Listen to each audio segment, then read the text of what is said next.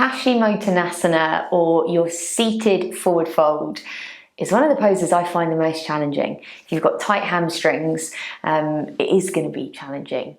So we're going to find some options. If you have got a blanket, please bring that. And if you have got a strap or a dressing gown tie, that's going to be useful too.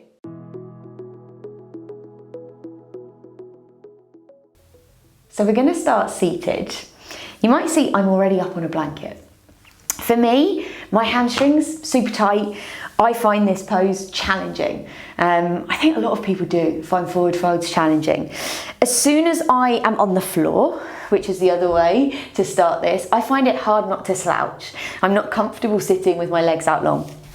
As soon as I take myself slightly up on a blanket, you could use a pillow, a cushion, something to give you a little bit of height, I can sit up so much taller. So do that if that's what you need, and if that's what feels good. Other thing is feet. So traditional, feet together, legs really close.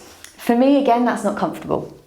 I take my feet a little wider. You can kind of experiment between your hip width and everything in between and see what feels good. Now you want to flex your feet in this pose. So flexing your toes, and almost encourage your little toes to come back towards you as well, because your big toes are probably cool with it. Little toes probably a little further away. And you're going to kind of ground those heels down into the mat. As you inhale, lift your arms up and find this length and this really tall, straight spine. And this is the important thing here. We want to keep this shape in the back as much as we can. As soon as we curl over, we're not going to get the same stretch. So take a deep inhale.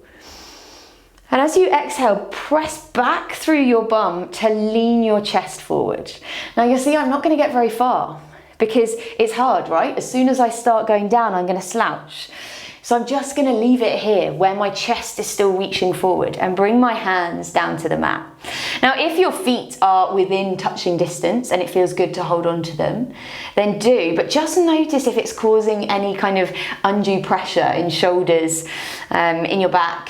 Just make sure that you've got this tall, straight spine, that you're reaching that chest forward. So if the hands naturally feel better falling to the mat like mine have done, then do that. Take a deep breath here. Exhale, sink it a little deeper. Remember, still reaching that chest forward. I like to match this with movement. So inhaling to lift myself out a little. Exhaling to send my chest forward, fold. Inhale, lift out a little. Exhale, send the hips back. Send chest forward. I find that it calms my nervous system a little bit more, to kind of flow into it. Find a little movement. Ideally, you want to take a fair few breaths here. And then I like to tuck my chin into my chest and walk my hands up to come out of it. Awesome. So that's the pose. Now, I said at the beginning, I find this really challenging. I feel a lot all through my legs. So I've got a couple of other options as well. If you're feeling super, super tight, especially, so I always find that this pose changes completely if I've been for a run or I've been for a cycle. I suddenly am completely different. So other option is bending your knees here. Because remember, I think there's like a misconception that the important thing here is to keep your legs straight. You can bend those knees and still keep that straight spine, right?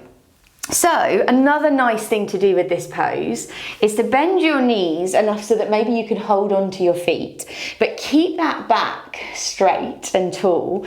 And then maybe you start to walk the heels out, keeping that back straight. And as soon as it starts to curl over, you stop.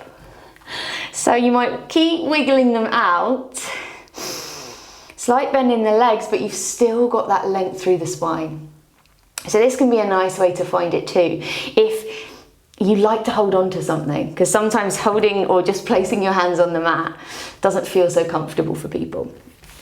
And then if you've got a strap, so it could be a kind of actual yoga strap, could be a dressing gown cord, or people say belts, but they're uncomfy. Dressing gown cords are much better. And you can take this around the soles of your feet. And then you can use this to lengthen your arms a little. So roll your shoulders back, lift your chest, actually take it up so that it's just under your toes on that kind of flat bit of your foot.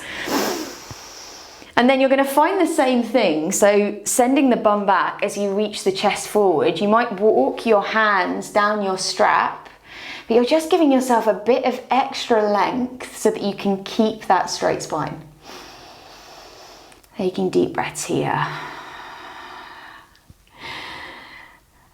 And then tucking your chin and rolling yourself all the way up to get back out of it. So that's it. Paschimottanasana, your seated forward fold. It's a stonker. I need to do it more. But it's not my favourite, it's not. It might be yours, however. So thanks so much for watching. Subscribe if you haven't already. Let me know if you want to see anything in particular, especially in this striker pose series. And I'll see you next time.